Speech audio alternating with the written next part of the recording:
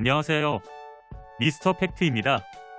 전 세계에서 우리 한국을 인정해주는 것 중 하나가 바로 산림녹화 사업인데요. 한국은 1960년대에만 해도 산들에 나무가 없어서 거의 민둥산들이었죠.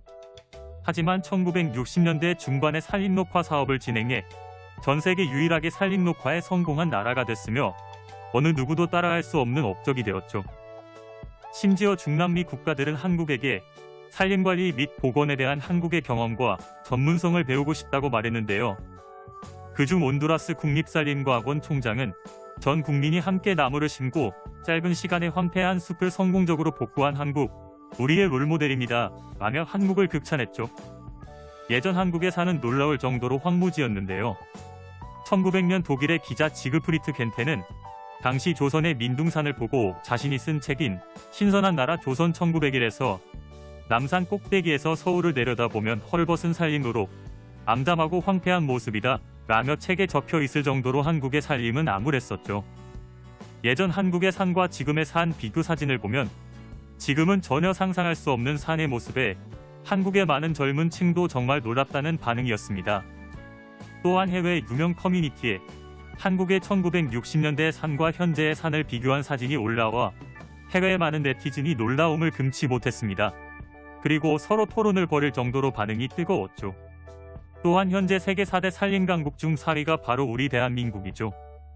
한국은 어떻게 40년 만에 민둥산에서 푸른산으로 바뀌어 산림 녹화 산업이 세계적으로 인정받을 수 있었는지, 어떤 노력들이 있었는지, 해외 네티즌들은 이 산림 녹화 사업을 어떻게 바라보고 있는지 한번 알아보겠습니다. 미스터 팩트. 최근 유엔에서 2020년 산림자원 성장률을 비교했는데 한국이 196%로 가장 높은 성장률을 보였죠. 해외 관광객들이 한국에 오면 꼭 등산을 할 정도로 한국의 산은 유명한데요. 이런 한국 녹화 산업이 부러웠는지 중국도 녹화 사업을 한다며 한국을 따라 했었는데요. 산 옆에 암석으로 이루어진 곳에 초록색 페인트를 칠하는 것이었습니다. 다른 의미론 또 다른 녹화 사업이긴 했죠. 페인트를 칠한 중국의 해외 많은 외국인들이 역시 중국이라며 한국과 비교했죠. 본래 한반도는 산지가 많아 산림이 울창하였으나 인구가 늘어나고 목재 수요도 따라서 증가하자 산림자원이 빠르게 줄어들게 되었는데요.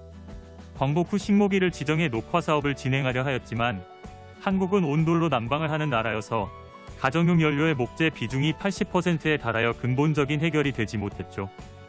특히 일제강점기의 일제의 수탈과 한국전쟁 과정에서 수많은 산림이 파괴되었으며 이후에도 전쟁 복구와 난방 때문에 목재가 많이 필요해서 그나마 있던 산의 나무들까지 벌목하게 되었죠. 당시 유엔 보고서에는 한국의 산림은 복구될 수 없다 라고 말할 정도였죠. 당시 월드비전은 개발도상국들에게 나무를 심는 자금을 지원했는데요.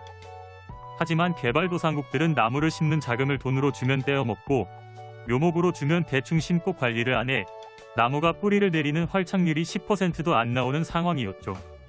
일제강점기 시절 일제의 수탈과 6.25 전쟁으로 산림이 폐허가 된 한국에도 월드비전의 지원금이 나왔었는데요.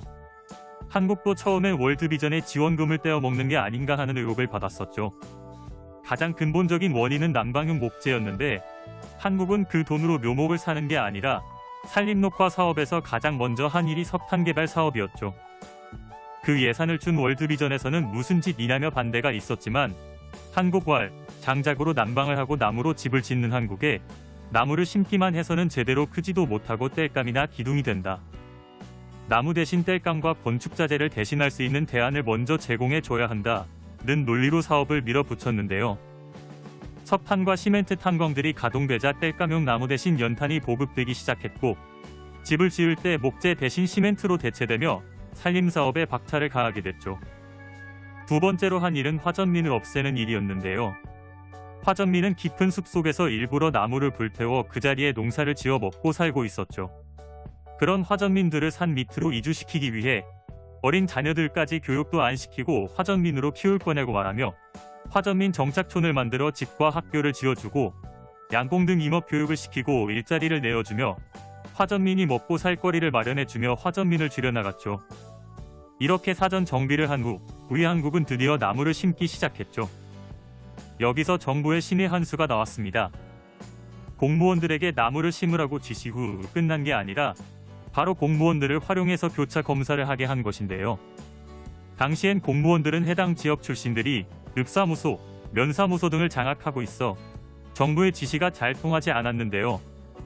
그런 공무원들을 다른 지역으로 보내 검사 역할을 시킨 것이죠.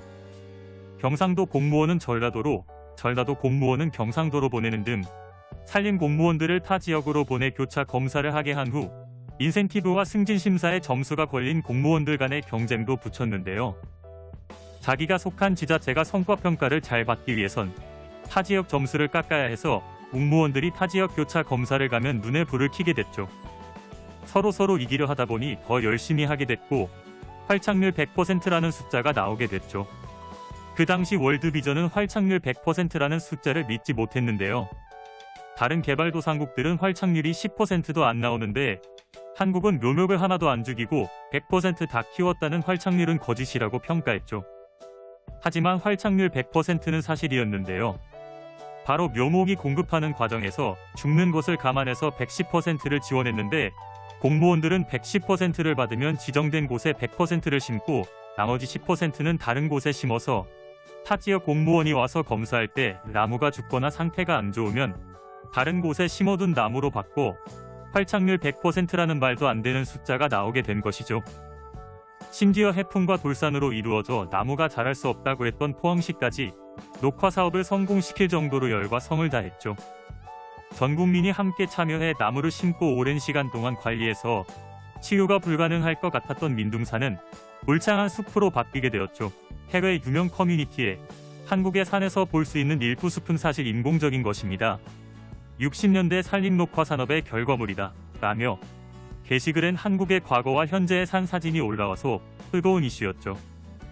산림 재생은 정말 놀라운 성공이야. 1960년에 찍은 이 사진은 정말 같은 나라인지 궁금하게 만들어. 이것이 한국이 북한처럼 보이지 않는 이유야. 많은 북한인들은 여전히 산림 벌채 중이지. 아주 좋은 게시물이야. 나는 항상 이것에 대해 듣고 역사에 대해 궁금했어. 나는 열렬한 등산객으로서 산속의 산림은 무성하지만 항상 이전에 그곳에 무엇이 있었는지 궁금했어. 이곳의 나무들은 내가 태어난 추운 환경과 비슷해. 여러 게시물이 하나의 용어에 계속 집중하는 것도 레딧의 흥미로운 사례지. 정말 멋진 포스트와 사진 고마워. 비슷하게 따라하면 다른 파괴된 지역들도 복구할 수 있다는 희망을 줄 수 있어. 또한 나는 당신의 설명과 표현이 간결해서 효과적이라는 것을 알았어. 등등. 저게 가능하냐? 정말 같은 곳이 맞냐? 저런 건 보고 배워야 한다. 라는 반응들이 많았죠. 이렇게 우리 한국의 산림녹화 사업은 전 세계에서 유일하게 성공한 나라이며 지금은 세계에서 손꼽히는 산림으로 유명하죠. 또한 다른 나라에서 우리나라의 임업을 배우러 오는 나라도 많다고 하네요. 오늘 이 시간에는 충분히 자부심을 가져도 되는 한국의 산림녹화의 역사에 대해서 알아봤는데요. 다음 이 시간에 더 좋은 내용으로 찾아뵙도록 하겠습니다. 구독, 좋아요는 컨텐츠를 만드는 데 큰 힘이 됩니다. 감사합니다.